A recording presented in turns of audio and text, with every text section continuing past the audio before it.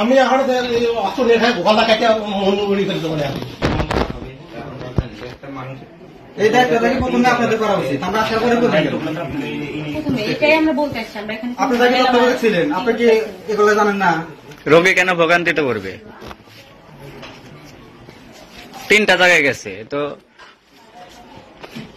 এখন যে তত্ত্বাবধায়ক আছে তারপরে এগুলো একটু ঘুরে ঘুরে দেখা উচিত।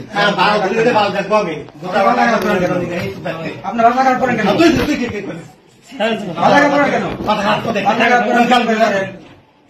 আমরা আরে নেবো কেন? আমি এখন অস্ত্র রেখায় গলা কাটে মন্ডি করে দেবো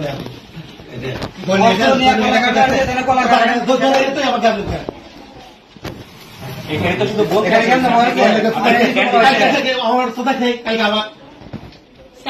কালকে বলা হয়েছে, আজকে আপনি বলা হয়েছে